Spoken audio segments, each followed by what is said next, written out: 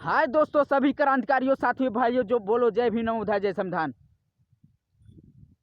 आज के दिन 6 दिसंबर 1956 में बाबा साहब जी का देहांत और मृत्यु हुआ था। जो उसी के दिन बाबा साहब जी का हमारे दुनिया उजड़ गया था। जिन्होंने बाबा साहब जी ने हमारे समाज के लिए बहुत कुछ किया, जिन्होंने अपने 3 बच्चे भी खो दिया अपने समाज के लिए। वो सोचे कि हमारे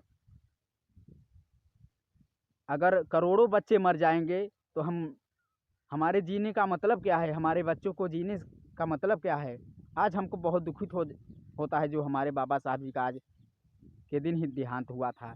6 दिसंबर 1956 में। और आज के दिन 6 दिसंबर 2025 को महापरिनिर्वाण दिवस पर मैं बाबा साहब जी का विचार का वाणी मैं सोच रहा हूँ उनकी मृत्यु के बारे में। जो बाबा साहब जी के हमारे सपने कुछ अधूरे थे। हमको बहुत दुखित है जो हमारे बाबा साहब जी चले गए इस दुनिया से, नहीं तो का कर दिए होते।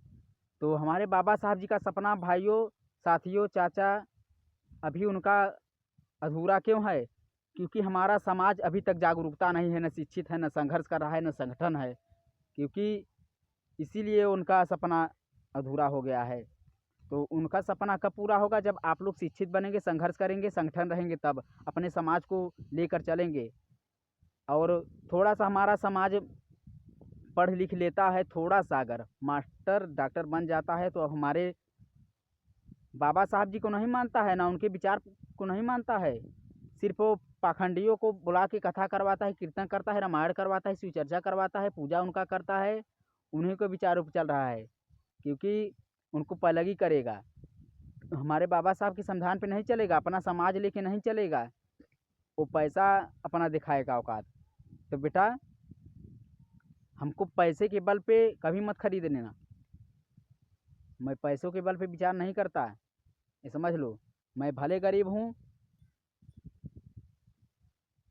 हमारा विचार ही बहुत कुछ है, बनाए हुए उनके संविधान पे चलता हूँ, उनके विचारों के मार्ग पे चल रहा हूँ। तथागत गौतम बुद्ध जी के विचार पे, बाबा साहब जी के, संत शिरोमणि जी के विचार पे चल रहा हूँ। संत गाडगे महाराज जी, संत श्री नारायण गुरु जी महाराज के, और संत साहू जी महाराज, और संत कबीरदास जी महाराज, और ज्योतिबा फूले जी महाराज, और मानवर कांसी जी महाराज, और सावित्री फूले जी, और रमाबाई के विचार पे, इन लोगों के, महापुरुषों के विचारों पे मैं चल रहा हूँ।